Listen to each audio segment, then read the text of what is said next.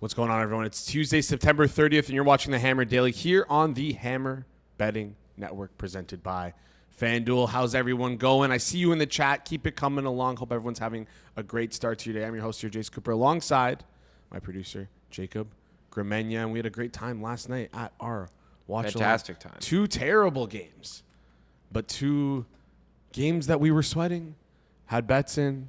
It was a lot of fun. The games weren't great, but the stream was electric. Yes. As always. The sweats were great. The game was not so great. Anyways, let's talk about today's rundown of the show. It's Tuesday. You know what the deal is. It means Flup No Lied, a.k.a. Chris Dierkes, is coming on to talk some NFL futures. We're going to have a good time with that. Recap some of the stuff he bet last week, which was the Lions to win their division at plus 190, which is looking pretty good. And I pushed them over the edge to get Seattle at plus 700 to win the division. I hope you did too, because they're plus 400 right now. So, no, I know it's not CLV, but you know what? Moving in the right direction, which is what we want to see. And then up next, after that, we have BerryHorse coming on. We're going to talk some MLB playoffs. Going to talk some, break down each division, see what he likes in the games today. Hopefully, we can get a bet out of him for the game today. We'll take a look at some futures for the MLB as well, who's going to win the World Series, things of that nature. And if we have time, hopefully we'll ask him about the ABS system. I think he'll be coming on a little bit more frequently with the MLB playoffs, so we can ask about that at a later date if that's not the case. And then Rob, as always, coming on, breaking down the market forecast on Week 5. And I always say this, and this isn't a plug, but if the best way to get the most out of Rob's segment is to go back and listen to the Sunday Reset on the Forward Progress YouTube channel, because him and Clive kind of talk their way through every single number that gets posted, see which way it moves, and that's just a good preview for the upcoming week. And then it's almost like the in-between here is where I come in. Rob kind of takes us through what's happened since then, and then go check out the Thursday Best Bet show with Rob as well to kind of get the final look for your NFL week. Before we get into today's show, you guys know the drill. Do us a huge favor, smash the like button. If you're new to the channel, hit that subscribe button. And if we haven't earned your subscribe yet, hopefully you stick around for the entire show, and by the end you feel like we've earned a subscription from you. Again, we're trying to make our way to 4,000 subscribers. We're very close. We're only 75 away, I think 85 away. So yeah, if you guys tell your friends and they like the show, it does a lot for us. Again, see you guys in the chat. I'm going to ask you guys to do me a huge favor in the chat as well. If we can hit 25 likes before the end of the stream, I have a play for you guys that I'm going to give out. It's an MLB, so if you're looking for a sweat tonight, I got you for that. But yeah, 25 likes, that's the goal. And the way I found this prop, is through our good friends at BetStamp. Because if you're betting without a pro grade odds screen, you're already behind. BetStamp Pro is the odds screen trusted by pros to move first and win at scale. For the first time, you can unlock the standalone main market screen without the full props package. Just $99 a month when billed annually. Built for speed, built for precision. BetStamp Pro tracks over 150 sportsbooks, including offshores, exchanges, and PPH books that the other screens tend to miss. And as a Hammer listener, you're not getting the standard 7-day free trial. You're unlocking a full 14-day trial to put it to the test. Don't wait. Claim your free trial today by scanning the QR code or hitting the link in the description. Reminder, 25 likes, and you get I'm going to give away a prop that I found through BetStamp's Pro Tool. Simple stuff. Widely available, mostly available on FanDuel, though. That's where you want to bet it. That is where you want to bet it. Italian Mamba, no, it's not Pete Crow Armstrong to get a hit at minus 142. And you guys with BetStamp Pro better not be betting the entire board right now, trying to ruin this for me. That would be catastrophic. Let's get to 25 likes quickly. All right. We got Flup coming on the show. For those who don't know, at the Hammer, we do a little contest. We have a contest where we pick one spread, or 2 teams head-to-head. Flup's on my team. We have a spread pick'em contest, and me and Flup had a bet. I picked the Bears. It was actually a bad pick, right, according to the market. Ended up winning, and what do I get as my reward? I actually am now the proud owner and custodial owner of Flup's dog. So, Teddy. Hope Teddy's going to be on the stream today. Anyways, he's a one-time contest winner, a regular on Circle Back, and I am now the owner of his wonderful new dog named Teddy. Flup, Chris, how's it going? Good, and this is fake news as usual. That was a one-sided bet. You said it to me, and I did not agree to that.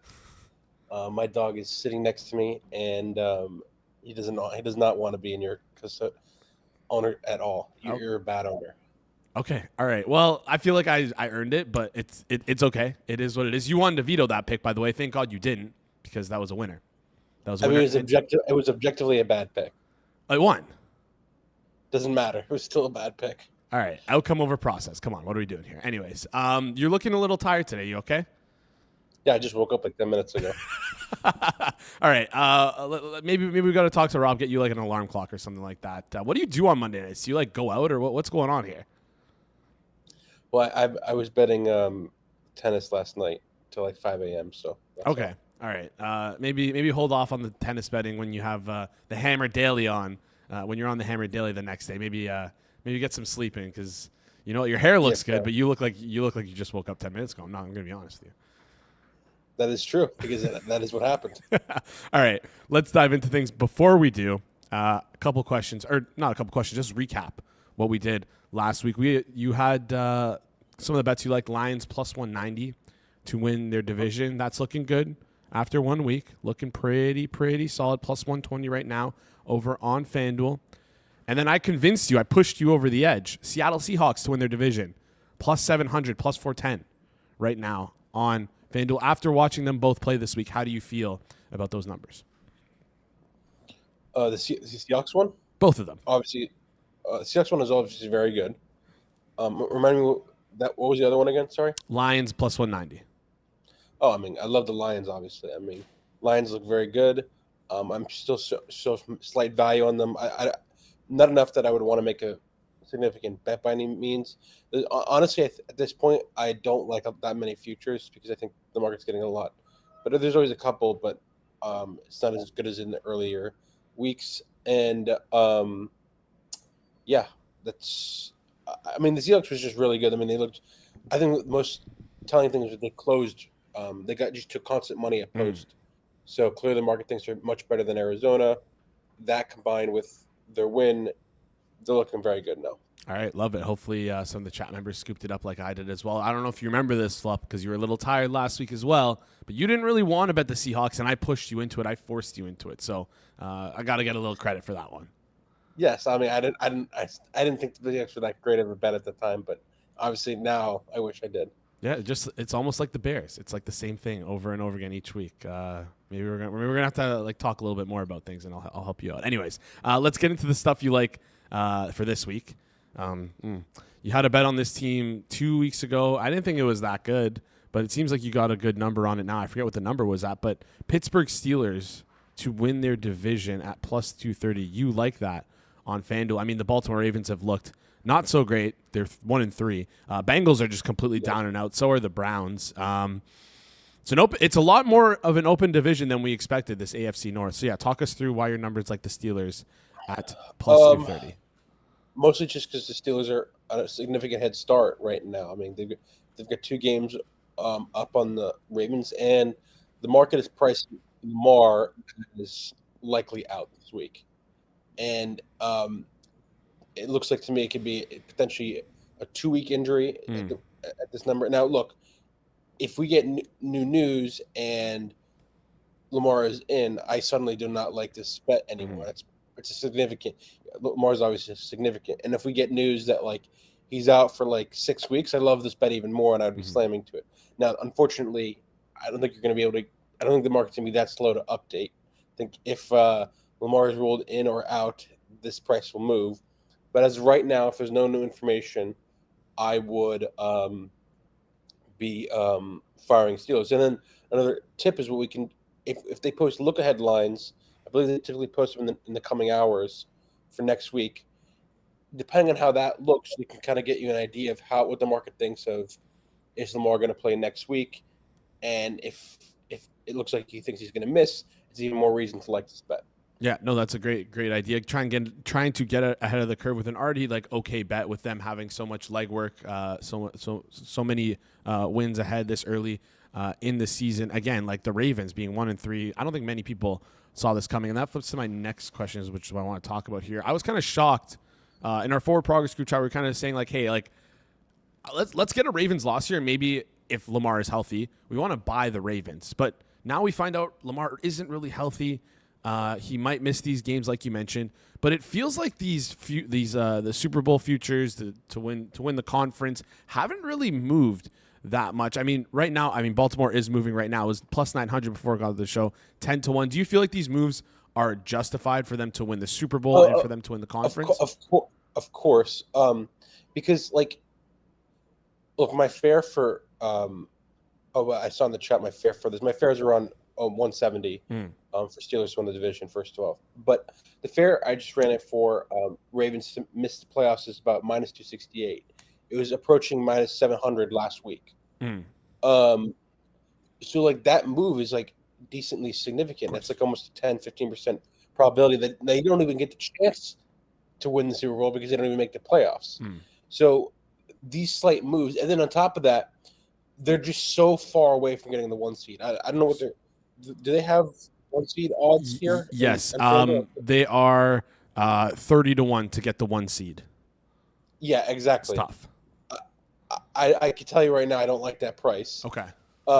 And so now they're basically dead to get a bye. If they had won last week and Lamar wasn't injured, they might not have been dead, but they're effectively dead to get a bye. And because of that, like now they have to play an extra game on their path to Super Bowl. These should all impact the Super Bowl odds, even if you believe the Ravens are still the best team in the NFL, which I think if they're fully healthy, they probably are. Okay. All right. I would agree with you that I guess when I was asking if the move is justified, I thought maybe it should have moved a little bit more. Am I wrong in saying that, or do you think it's about where it's at?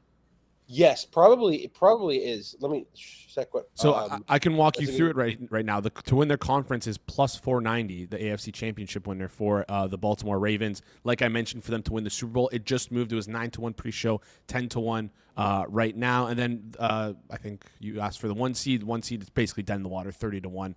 Division, I believe they're minus 170.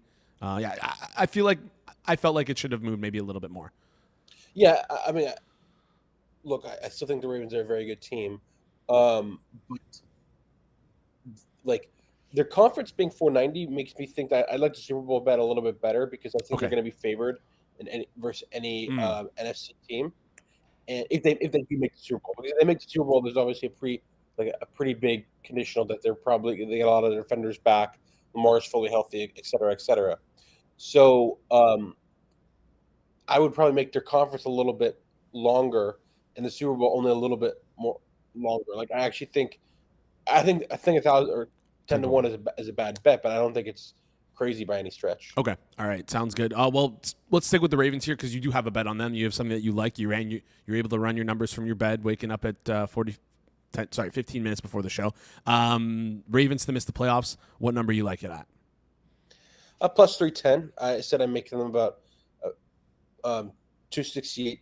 To miss, so little value there. Nothing super significant. When I say that, it's like I'm just like looking for larger edges if you're locking up money for this long. But again, this also very much will change depending on if Lamar plays or not. And I would really look to see if they post look-ahead lines and what they're pricing Lamar in to play next weekend. I was kind of assuming that he's going to miss on average of 2 weeks. Of course, sometimes he'll miss 1 week, sometimes he'll miss 3 or 4 weeks, but and sometimes he'll miss no weeks.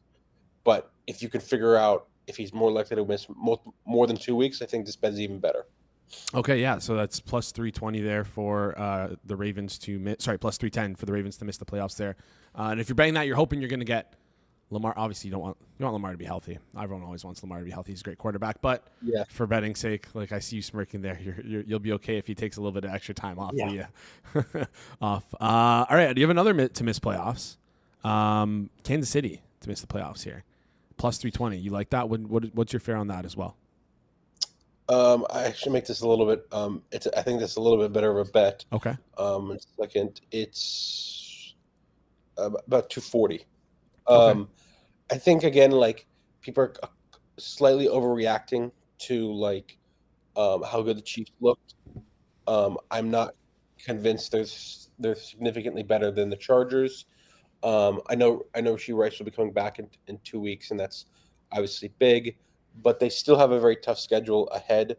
I mean, I think a big tell is just they're not significantly favored against they're only like 3.5-ish favored versus Jacksonville, and I don't think Jacksonville is this like powerhouse team. If Chiefs at 2-2 to be like such a big favorite to make the playoffs, you got to assume that they're like a massive elite team, massively favored. But I would like to see them favored by like 5 or 5.5. If they get bet throughout the week, then obviously I'll rescind what I'm saying. But as of right now, I just don't think the Chiefs are being priced that good in the market, and the spreads are just more efficient. And in the futures, I think it should be reflected. I don't think they're that much of a favorite to make the playoffs compared to like a team like Buffalo or Detroit or Green Bay. Of course, yeah. And you take a look at their division. It's gotten a little tight. Chargers plus 110, Chiefs plus 145. But yeah, I think maybe that game felt like a wake-up call to people, saying like, hey, the Chiefs might be back. But when you look at it a little bit more, that we know that this Ravens defense has been just absolutely massacred.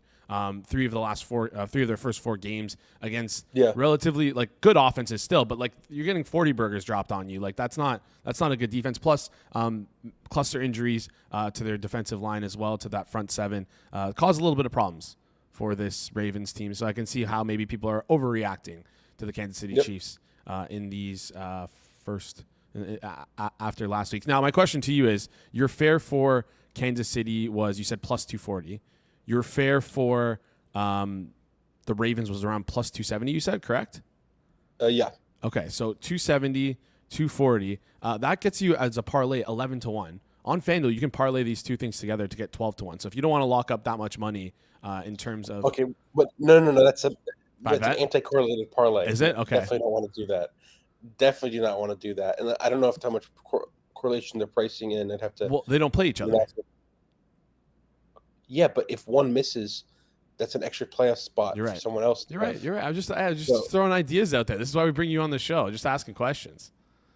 Yeah, definitely do not want to do that. Not a bad idea. All right, we won't do that then. Just trying to get a little bit more for the people out there. You have one more bet, though, that you want to talk about. It was the Chargers. Chargers to win the Super Bowl, 16-1. Yes. Obviously coming off a loss to the Giants. Maybe market is a little bit down on them because they just lost the Giants, lost Joe Alt for a little bit as well. Their offensive line, which was supposed to be one of their biggest strengths coming into the season, is now absolutely massacred. But you like them, so tell us a little bit about why. Yeah, I just think that game versus the Giants was a little fluky. They had a couple like turnovers, like that absurd like pick 6 or whatever. Or was it a pick? Am I getting the games mixed up? They had a pick 6 in it, right? I don't think so. Did they? They had like the Giants had that absurd like interception where they like tipped it. I feel like. Yes, but I don't think it was 6. But anyways, close enough. Okay, regardless. Oh, they might have punched it in right after. Yes. Yeah.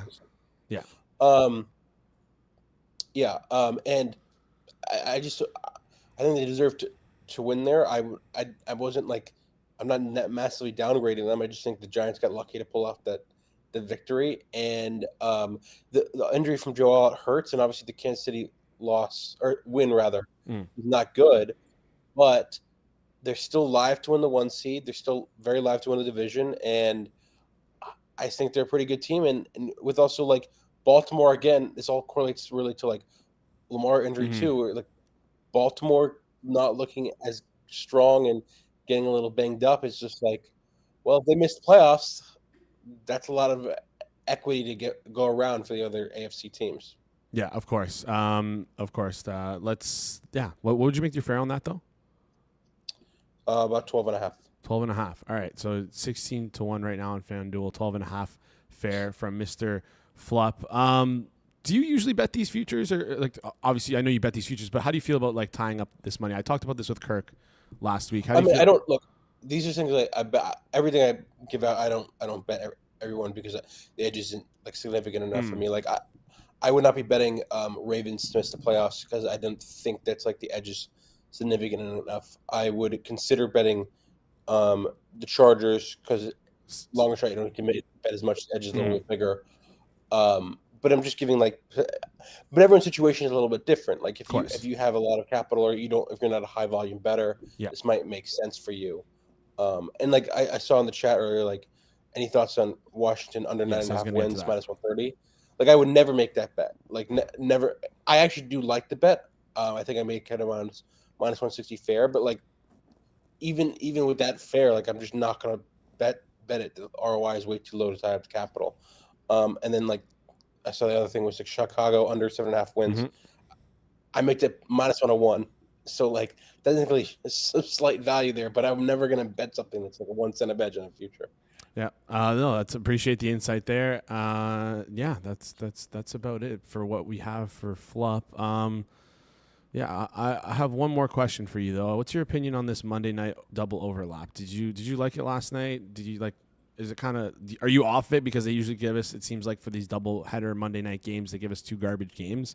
Any strong opinion? Also, you're a Jets fan. How did you feel about the way that game ended? Well, I just hope that we drafted a good quarterback, number 1 overall. I hope we continue to keep losing. Okay. Because the Jets obviously have no shot this year. Yeah. Fields cannot throw the ball more than like 3 yards, or else he like explodes. So just continue to keep losing, and then I'll be happy. All right. I'm not rooting for the Jets to lose every game. Sounds good, Flup. I apologize for waking you from your slumber. Thank you for coming on the show, even though you had to wake up 15 minutes before. It looks like you're still in bed, so hopefully you can just like close the computer and lay back down. This is my couch. Oh, okay. Sorry, I thought it was your. It kind of does look like a little bit like a bed frame. Sorry, I had to call you out there on that. Maybe I was wrong. Like, chat, can you agree with me here that it kind of looks like a bed frame, or like I don't know. Maybe not. That's ridiculous. I don't know. You never know. You never know. Like, I'm sure guys have done these shows without their pants on. Hey, like, I might not be wearing pants right now. Who knows? Anyways, Flup, appreciate you. Thank you for joining the show. We'll talk next week. All right. See you, Flup. You can follow Flup on Twitter at FlupNoLied. Yeah, it's a good follow. Funny guy. We got BerryHorse coming up next. Reminder, if we can hit 25 likes, we're going to get a little BetStamp play towards the end of the show. 14 right now. Let's get those numbers. Before we bring up BerryHorse, so I just want to give you a quick shout out to our sponsors over at FanDuel. The NFL is back, and if you're betting on FanDuel this season, here's some things to keep in mind. Celebrate your wins. Whether your same game parlay has 2 legs or 10 legs, here's some things you want to keep in mind. Use your legs to celebrate appropriately. No kickoff, no problem. Live betting means the next play could be your play. And 3, if you're a new customer, bet $5 and get $300 in bonus bets if you win. And now if you're ready to play your game on FanDuel. An official sports betting partner of the NFL. Visit FanDuel.com/forward progress to download the app today and get started. Please play responsibly. Must be 21 plus and present in select states. For Kansas and affiliation with Kansas Star Casino, or 18 plus and present in DC, 19 plus and physically located in Ontario, or 18 plus and present in DC, Kentucky, or Wyoming. First online real money wager. Only $5 first deposit required. Bonus issue is non-withdrawable bonus bets, which expire 7 days after receipt. Restrictions apply. Gambling problem? Call 1-800-GAMBLER. Visit rjhelp.com. Call 1-888-789-7777 or visit ccpg.org/chat in Connecticut, or visit mdgamblinghelp.org in Maryland. Hope is here. Visit gamblinghelplinema.org or call 1-800-327-5050 over 24/7 support in Massachusetts, or call 1-877-8-HOPE-NY or text HOPE-NY in New York. Call Connex Ontario at 1-866-531-2600 or visit connexontario.ca. All right. Let's bring him on up. He's a baseball bettor. He's a ball knower. And he's a Bitcoin maxi. You've seen him all the time across this network. BerryHorse. Mr. Horse, how's it going? Hey, can you hear me? Yeah, I can hear you. You're good to go. Cool. I'm not going to prove it, but I do have pants on. I mean, like you saying you're not going to prove it makes me think you don't. But anyways, you don't have to do anything here. I'm not going to ask for that. Quickly, we're here to talk MLB. We're going to talk a little bit about the 4 wildcard series coming up. I know the game starts at 1. First game, Tigers Guards. But before we get into the MLB playoffs, this season is obviously a grind. The MLB season is a grind. 2,430 games that you kind of got to go through. What's your biggest betting takeaway from this MLB season for you?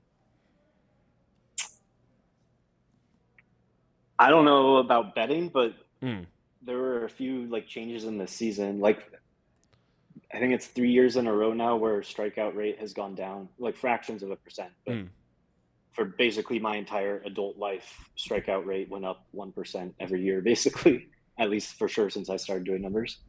So I think we've definitely reached a plateau of that trend of baseball and future outcomes, which obviously changes the way you would price stuff. It was really, really nuts in the first half, but I don't. Do you pay attention to baseball? Not particularly. I pay attention to the Jays, but that's about it. Yeah. So and it's going to end up being, well, I guess the season's over now. It's going to end up being strong, but it was really weird in the first half. the outperformance of left-handed pitching, starters and relievers, and it did not look the way you could pretty logically check it, that it was a big platoon thing. It was specifically right-handed hitters against left-handed pitching was, 7 points or so below, or not seven, way more than 7 points, like 7% below expectation. It's going to even out to probably be like 4. I think it's mostly random noise, but I could be convinced like team construction, because there were less left on left plate appearances this year. With like team construction, there's more left-handed hitters, that there's more mediocre like right-handed batting specialists. Maybe I think you're digging for stuff, but it was like really, really strong in the first half. I think it's mostly random. Betting takeaways. I don't know. For like a very long time, basically my whole career, it's not like I sit there and hunt like what's a bad pitcher I can bet on and what's a good pitcher I can bet against. But like for easily the majority of my career, on average, if I had to label games, I would usually be betting on the worst starting pitcher in the game. Meaning like from my perspective, like the market was overrating how good elite starting pitchers could be, or how negatively influential horrible starting pitchers could be. Like if people followed me for a long time, that crazy 2018 year, we bet on Lucas Giolito a lot and won, and he was objectively horrible. I never thought he was anything but horrible, but he was being priced like a position player pitching basically, or like what I would think would have to happen to make those prices. But this is the first year where I've bet definitely on more good pitchers than bad pitchers. Okay. It could be random. Again, I'm not like trying to intentionally do any of this. I just make my number, but I observe the market underrating some of these like crazy.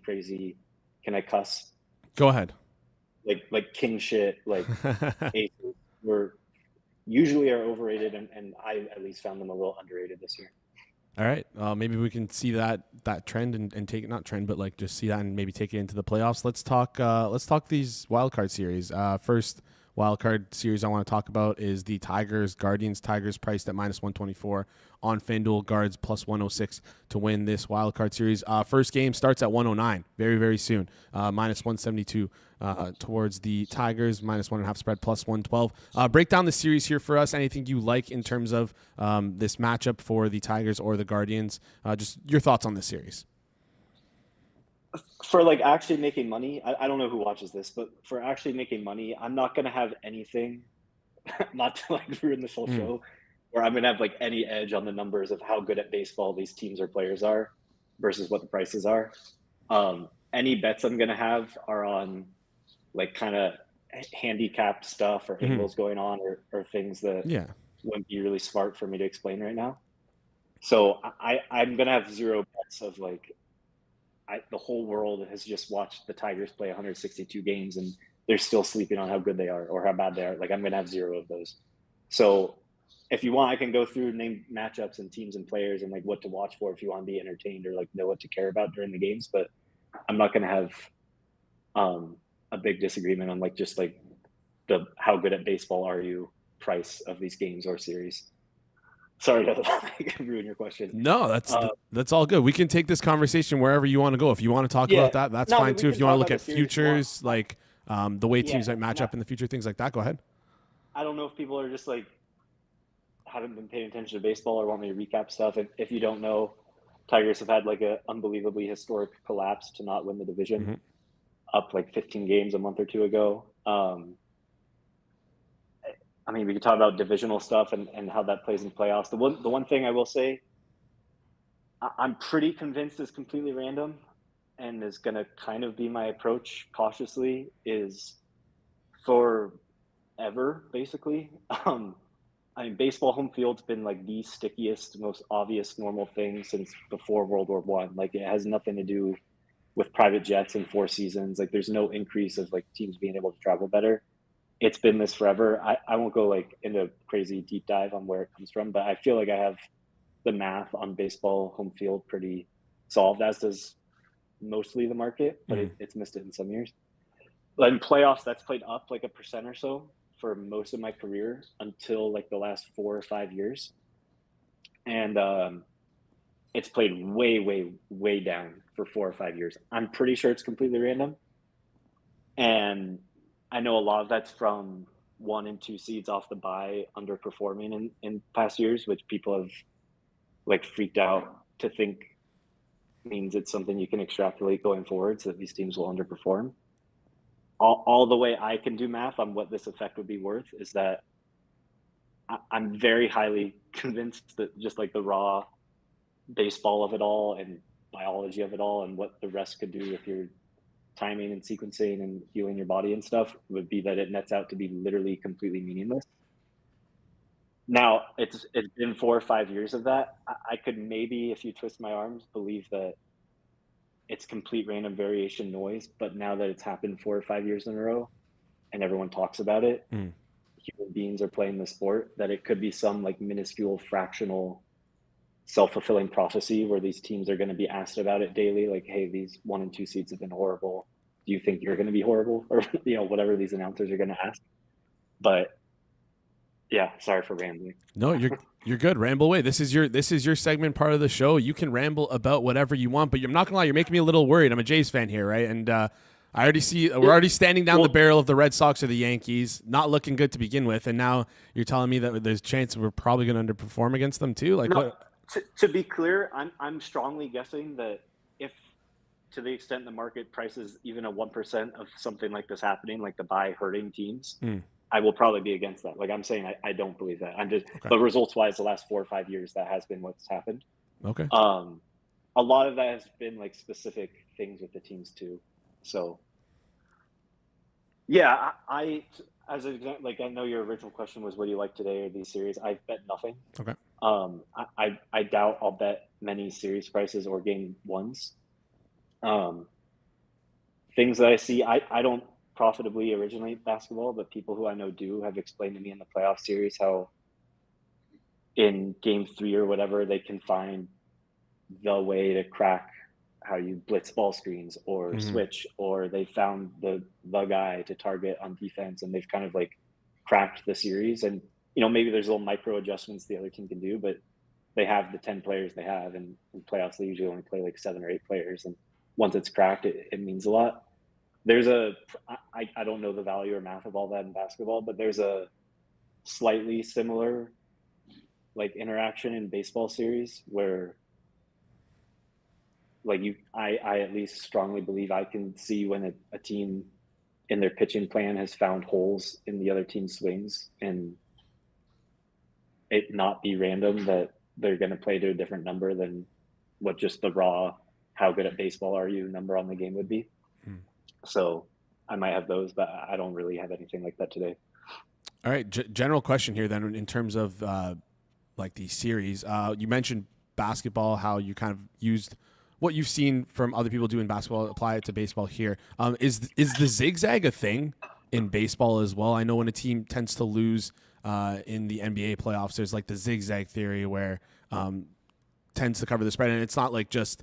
I believe it's a thing. I could be wrong here, but I believe the zigzag is an actual real thing that people do pay attention to. Is that something to consider when betting on baseball as well in the playoffs, or you haven't really looked into it?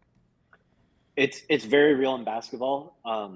If anything, the opposite exists in baseball, but it's microscopic, basically because of what I just explained. Okay. Like usually if there's like a dominated, like it wouldn't be just that you lost, but if there's like an obvious outlier strikeout result game or like swing decision and plate discipline game, or like I don't even need to see the numbers. Like you can just see it on the swings guys are taking, or if they're just clearly spamming sliders away to the 5-hitter or whatever, and they've clearly found a way to navigate that lineup. Because usually, I mean, none of these teams, especially this year, but none of these teams are just like above average hitters 1 through 9. Like there's usually really easy pockets and gaps in the lineup to kind of like navigate through and around and pitch to.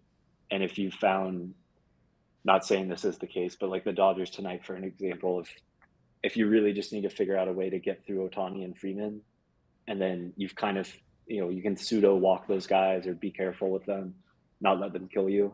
And then you've found holes or weaknesses where Hernandez on the Dodgers is whiffing on breaking balls or whatever, and you see that. I don't think it's random that a game would play to a different number. All right, makes sense. Let's take a step back and look at some futures here. I'm just gonna put you on the spot. Just predict. Doesn't have to be a bet. You don't have to like the number, but just give me your World Series exacta, just based off of maybe teams you like or teams that you like want to see in the World Series. However you want to answer this question, it's up to you. Could be who you think is most likely to be there, or who you want. Like, what would just be the most entertaining matchup? However you want to answer the question. Floor is yours. I'd probably lean towards the home team winning every single series in the entire playoffs. But again, that would have gotten you murdered the last 5 years. But yeah, so I think that'd be Toronto, Milwaukee. Okay. I think. Okay. Yeah, I don't know. Philly, I'd make a pretty big deal in their gaps in prices if Wheeler were pitching. There's some things I won't like. I know this is kind of annoying, but like I'm not going to get super specific on like exactly what it is. But with 3 of the top 2 seeds this year, like the 4 top 2 seeds, there's a really pretty strong park effect with a couple of the starting pitchers on those teams that I know I'm, as humbly as possible, very confident in the math on, and very confident the market is not dialing it. It's not like I get rich, like it's some 20% edge. It's, but it's more than 5 cents. And so, yeah, I like the top 4 teams this year, like the 1 and 2 seeds in each league.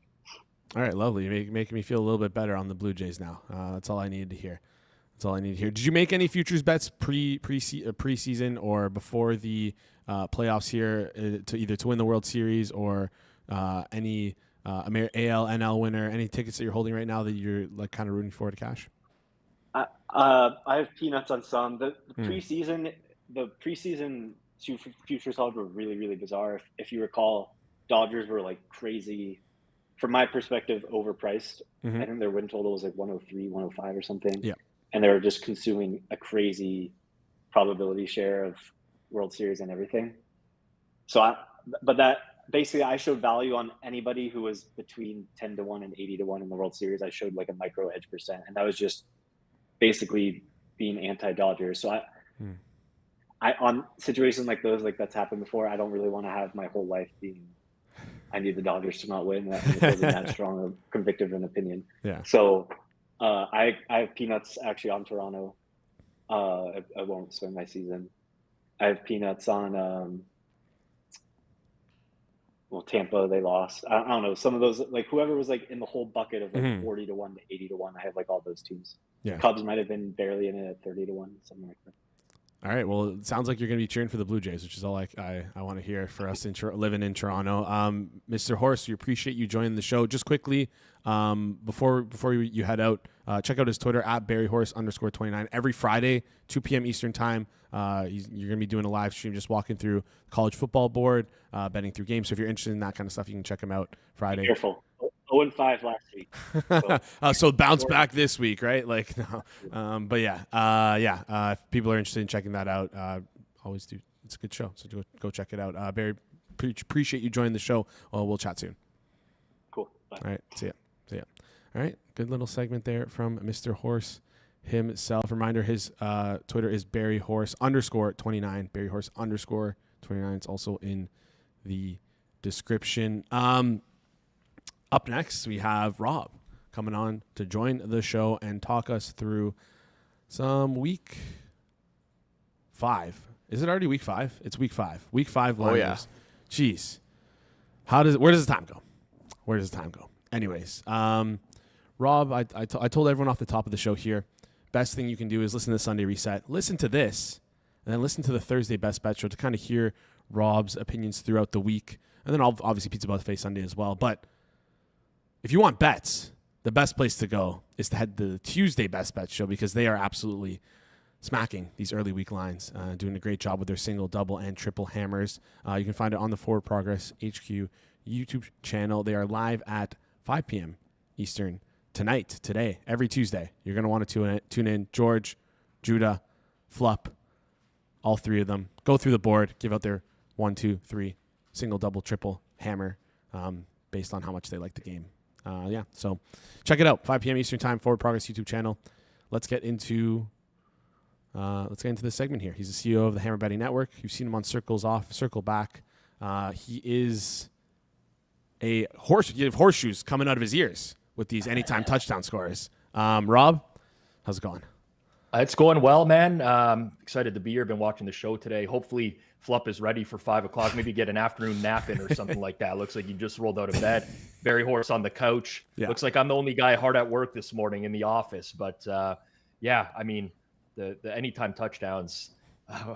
This is a generational run, I would say. I do not expect to return anywhere near what we've done so far, but it's betting. Enjoy it while you can, right? Yeah, no, the anytime touchdowns have been pure bliss. And I think it was D2. I don't know if he's in the chat today. He's in the chat sometimes here on the Hammer Daily, but he's always in the chat on Forward Progress. He tweeted out a picture of the stream, just pure elation, joy. It was honestly like an incredible picture. It was you, Hitman, and Jacob on the couch just watching the game. It was a lot of fun last night. Games were terrible. It was a lot of fun.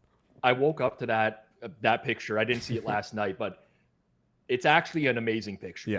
We should almost print that out and frame it. Yeah. I've never actually seen Hitman like smile. Though Hitman has no kids. When he has his first child, he will not smile as much as he did when RJ Harvey broke off like a 7-yard run at the end of the game, 9-yard run. I love betting so much. Moments like that are obviously it's up and down, it's roller coasters, but celebrating those wins sometimes is. You just can't replicate that. It's the best. It was a great feeling. It's like, what's Cam Scadaboo doing on the couch? Guy gets one win, and then he's just all of a sudden on some YouTube live streams. Anyways, let's get into today's show here. Tons of market movement throughout the week. Let's start with the Thursday night football game. San Francisco taking on Los Angeles here. It looked like it opened up at 3.5 plus 100-ish. Now it's moved out to 5.5. 6. Any reason in particular on that move? Is it injury related or just the market respecting the Rams a little bit more? Well, it could be a combo of both, but I think certainly injuries are playing the biggest factor here. So Brock Purdy is not certain to start this game for San Fran. It is a short week, so there's a possibility you see Mac Jones. And honestly, it's probably a higher probability than most people would think. It's a long season. I get that this is a big division game, could decide first place and things of that nature, but San Fran's got to play the long game at this point with the amount of injuries that they've had. But it's not just Brock Purdy. It's Jawan Jennings, Ricky Pearsall, both in danger of missing this game. So naturally, you just see, some movement towards the Rams. I think the most surprising thing about this game when I look at it on the board, though, is that the totals held still.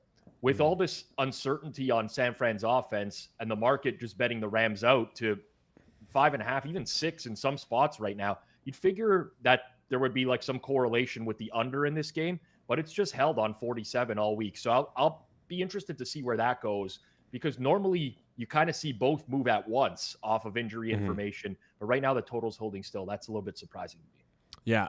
Do you think that's more of a, is that what does that mean for this Rams defense? Cause I always thought this Rams unit was like a little bit better than people expect here. Does that mean like that the market you think is like, I don't want to say disrespecting the Rams unit, but are they like generally down on the Rams defensive unit here?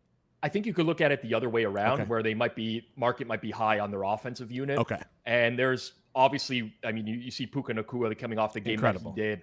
The Rams offense is pretty legit. And now listen, it's pretty cyclical with them. They have a lot of stalled drives and things of that nature, but when they get things going, they could be one of the best offenses in the entire league. Like, they have the quarterback play, good running back, O-line is solid, 2 great weapons at wide receiver. So I think maybe more respect for the Rams offense than the other way around. Okay. All right. I just wanted to be clear on that. I was curious about that. Let's flip over and talk the 1 p.m. slate here. Let's talk about that. Miami, Carolina. Miami played last night. Obviously, the gruesome Tyreek Hill injury. Miami opened up as -1.5 point favorites, but this was before the Monday night football game. It's now flipped to Carolina -1.5. Listen, it doesn't take a lot to move a number through 0, but obviously some people are higher on Carolina in this game. What's your impression of this move? Do you feel like it's right? Do you feel like it's going to go out a little bit more with, how stale the offense looked without Tyreek Hill? Yeah, so while you've been on air today, Jason, there was actually a release that went back towards Miami. Oh, okay. So Miami has moved back towards favored in market. So we have conflicting opinions on this game.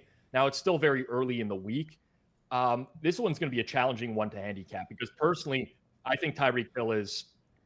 I know you think he's washed. I think he's really important for this offense. Of course. They already can't generate explosives whatsoever. You take Tyreek Hill out of the mix. I don't know how that's going to happen. Now, can Carolina be the team that's going to stop them? I don't know. They've looked really bad this year. I faded them last week. I think this is just a battle of two really, really bad football teams. And when you get those types of matchups, it's pretty easy to make a case one way or another because you're going up against another team where it's very easy to make a case going up against that team. So wouldn't be surprised if this one goes back and forth, but this is being priced right now where it was before Tyreek Hill got hurt. I'm not necessarily certain that should be the case, but it's definitely one of those ugly games this week. All right. Another game I'm curious about is this New York Giants team where they opened up as favorites, and I think that was fair, even though they're on the road playing the Saints. But now it's moved back again, like we talked about. Not much to move through 0. But again, Giants opened as flip back to New Orleans. -1.5. Total's also coming down in this game. Market seems to not respect what we saw out of this Giants team that kind of put up some points against the Chargers. Do you agree with these moves here? Well, I definitely do. So, I mean, we talked about this on Sunday Reset. Listen, I guess if you ended up betting the Saints, you got a really good number. I didn't think that there was a reason that you needed to bet them instantaneously, but I guess I was wrong because you're right, Jay. Like, the market has zero respect for the Giants offense right now. And that's witnessed in the way that both the side and total have moved in this game. And I totally understand why. Like 3.6 yards per play for them. They generated only 89 net passing yards on offense. Success rate wise, they were a little bit better, but so much of what the Giants did offensively was predicated on Jackson Dart's ability to scramble and use his legs. You put that on tape for 1 week, I mean, he's going to have to show something downfield in the passing game. And without Malik Neighbors, that's going to be a lot harder to do. So completely understandable why this has happened. The Saints also, like, they're a bottom feeder, but they've been relatively competitive in a lot of their games this year as well. So I would say definitely not surprising that we've seen this type of move. I'll be interested to see if there's any buyback on the Giants. You got some spots out there that have like Giants plus 118 money line, plus 115. I could see potentially later in the week someone having some interest in that. Yeah, I'm curious about the total. I know that this is kind of like a fade on the New York Giants and their offense being unable to move the ball, and they're probably going to have to be like an Army triple option type of offense without Malik Neighbors. But like you mentioned, New Orleans Saints, they have a ton of plays, and I know that, again, they struggle to move the ball, but I thought maybe we might see we might have seen that total hold out a little bit here. Another game I'm interested in is Denver, Philadelphia. Philadelphia was 5.5. Now, after Monday Night Football, big win for Denver over a terrible Bengals team, but like a confident win. I said, hey, I don't know how I can bet on Denver to ever beat a team by a full touchdown. Like the Houston Texans game, said the same thing, and same vibes all around. Ended up blowing out the Bengals. Now bet down to around -3.5. Do you feel like now is this kind of, again, the market giving respect to Denver? Sorry, it's 4.5 now, -110 at FanDuel. Is this giving respect to Denver? Is this also like a combination of the Eagles don't push the ball downfield unless they have to? Is it kind of a combination of both things? Yeah, I think so. Like, so first of all, Sunday Reset, both myself and Clive took Denver 5.5 in this game. I thought that was just a bad number. The 4.5 at FanDuel is kind of an outlier right now. It's the best price in market. If you like the Broncos, you bet the 4.5 at FanDuel right now, because a lot of books have this at 3.5. But Jay, there's 3 teams in the league that have been outgained on a yards per play basis in every single game this year, and one of them is the Eagles, and they haven't lost a game. Like, I know that a lot of people are drawing comparisons to the Chiefs of last year with fluking out these wins. It does really feel that way. I mean, the offense is stuck in the mud. Outside of the second half against the Rams, when they were trailing by a bunch, they haven't been able to produce anything this year. So I think this is just kind of like a fade of the Eagles' offense and what they've shown so far this year. I mean, they've been a below-average offense. I will say Bo Nix against the Vic Fangio defense, that scared the absolute shit out of me betting on Denver. But until the Eagles offense shows you something, and this is going to also be a tough defensive matchup for them on the other side of the ball, it's no surprise to me that we've already seen an adjustment off Monday night.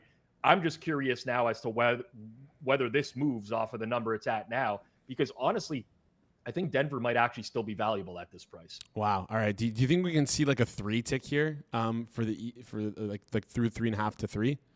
I don't know that it could ever close 3 because I think there would be a lot of market interest. We've seen that a lot in the last few weeks where there's a lot of these games that are teetering between 3.5 and 3. Some of them involving the Rams, Eagles a couple weeks ago, Rams Colts this past week, but they never can get to like a flat 3 because they'll just get snatched up right away. So I don't think this can close Eagles 3. I've been wrong many times before, but I'm out on the Eagles as it stands right now. All right, fair. I think I would agree with you until they're actually forced to do something. Maybe you just kind of wait and see how the game goes. Then you get like a good live number on them and then go in.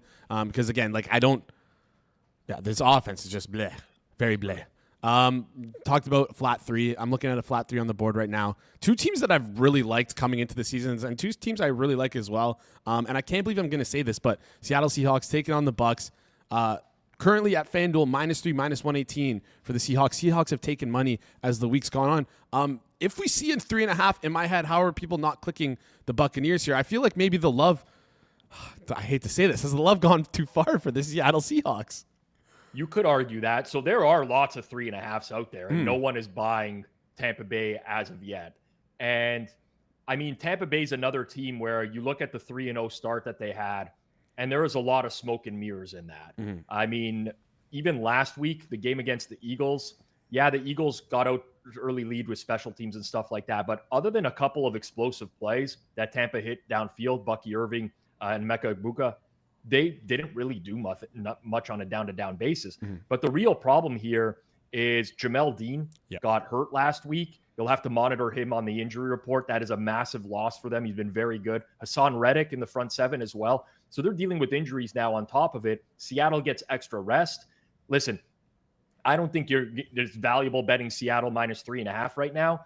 But, I'll give you your roses, Jay. You were talking about the Seahawks before the beginning of the year. I had concerns about Darnold and fitting into this offense, but Darnold's played really well in the Clint Kubiak offense.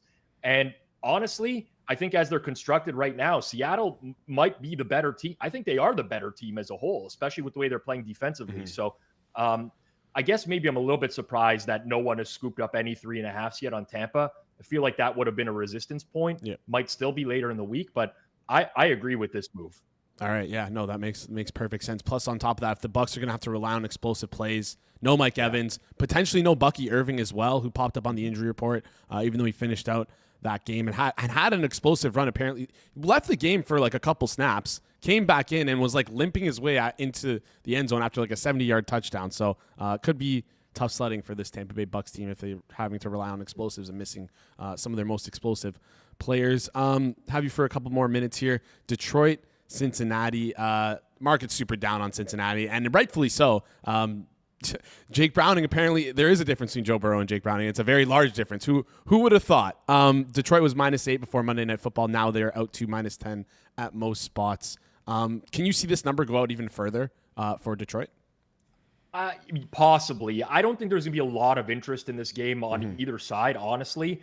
Again, if you want to bet it, FanDuel's still got a 9.5 -118 on Detroit. That's the best price in market. I would probably scoop that up. Since that's out there right now. I mean, the Lions have, in the past few years, they've just made a habit of beating down bad teams. And, might make an argument that this is an outdoor game for Goff. Who knows? There could be some wind in Cincinnati. Aside from that, what is the argument here for the Bengals keeping it close? We've seen back-to-back games now, Vikings and Broncos, where they got shellacked. Now, you might say those teams have like really good defenses as a whole. Detroit's isn't up to that standard. Detroit might be missing a couple cornerbacks. That would be my only hesitation with the Lions, because obviously the only strength of Cincinnati is their receiving core. And if you potentially have them going up against a secondary that is, significantly injured, then I can see a path to success. I can see a path to a back door. But DJ Reed is almost certainly out this week. Terry and Arnold, who honestly is not even that good, could miss as well. That's going to make them really thin. So I think those injuries are the reason that Cincy might get snapped up later in the week. But will I have interest there? I highly doubt it. All right, let's talk about the last game that I want to touch on here. KC Jacksonville Monday Night Football game. Looks like KC's getting bet out currently -3, -118 on FanDuel. A lot of respect here for Jacksonville. Only 3-point dogs at home to Kansas City. But Kansas City put up a good performance last week. It seems like maybe the market's starting to buy Kansas City a little bit more, like albeit against an injured Ravens defense. What do you make of this game? I'm going to be somewhat interested in Jacksonville if this goes out a little bit further. Again, I'll say FanDuel's got a lot of best prices in market right now. KC -3, -118 is best price in market at FanDuel on this one. I probably lean other way. I do understand the reason that this is pushing out. You mentioned it. KC looked viable on offense for the first time in a long time. But how much of that, Jay, has to do with the fact that the Ravens ended up finishing the game without 7 defensive starters, right? It's hard to say. Yeah. Maybe the Chiefs' offense is back. Maybe it was just the product of playing a really weak and beat up defense. And then on the other side, Jacksonville wins last week with a +4 turnover margin. They barely scrape by. I mean, usually you finish +4 in turnover margin, you're winning the game comfortably. They barely beat the San Francisco 49ers in that game. So I can see why the market is supporting KC in this spot. With that said, I'm not ready to buy in on this team just yet. I feel like they may have been they may have been gotten good circumstances last week. Yes, Xavier Worthy's back. That's going to help their offense. But I would like to see multiple performances out of the Chiefs offense like this because we haven't seen them string together multiple good performances in a really long time. So this will be interesting. I think you will see kind of a back and forth on this game with some sharp opinions on both sides. All right. Back and forth on that one makes a lot of sense there. I just don't really know what to make of either of these teams. Kind of tough to bet for me. But yeah, that's it. That wraps up this segment. Actually, Rob, if I could have you for one more question, this Tennessee game. It seems like this Tennessee team, I don't know who it is, but they keep getting money in market. But I mean, 8.5 point spread here at home to the Cardinals. I can kind of see why they were getting some money, but like this, Callahan can't cover spreads. Like this is like the biggest knock on a coach, biggest like signal for having a bad head coach is your ability to actually be able to cover a spread. We saw it with Dennis Allen for years in New Orleans, and they didn't. And I think Callahan is he 3 wins against the spread, 3-18, something like that. Terrible. So I mean, how is there any confidence in this Titans team to cover? I'm having some like deja vu to probably a decade ago, maybe a little bit longer than that, where the Cleveland Browns had one of these same types of seasons. I think Deshaun Kaiser was the quarterback for them at the time, where every week it seemed like the spreads were getting bigger and bigger and more inflated, but the market really couldn't catch up to how bad that team was. And they had an epically terrible season with some nasty, like bad beats in terms of if you bet them pick sixes to end the game, stuff like that. But that's kind of how I feel about Tennessee right now. Like everyone keeps talking, oh, Cam Ward is showing some promise here and there because he makes one good throw a game where he rolls out to his right and throws 40 yards across the field to his left. Aside from that, the offense can't do anything at this moment. They don't have much of an O-line. J.C. Latham is one to watch at right tackle because, I mean, granted, they haven't had a healthy O-line for the entire year, so maybe that can change moving forwards. But Calvin Ridley's banged up now. They still have Tavondre Sweat on IR on defense.